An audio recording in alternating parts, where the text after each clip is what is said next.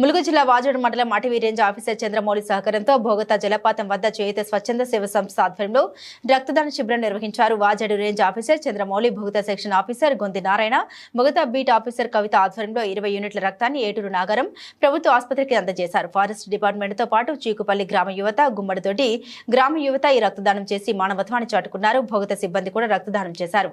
ఈ శిబిరంలో Gummadithoti youth leader Bodhaboina Bharat, Cheekupalli youth leader Bodhaboina Vikas, Nagaram ప్రభుత్వ ఆసుపత్రి సిబ్బంది మల్లికా తదితరులు పాల్గొన్నారు.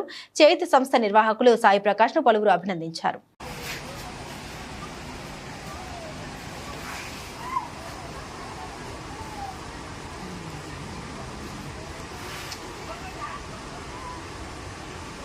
ఫోటోస్ కొట్టాను.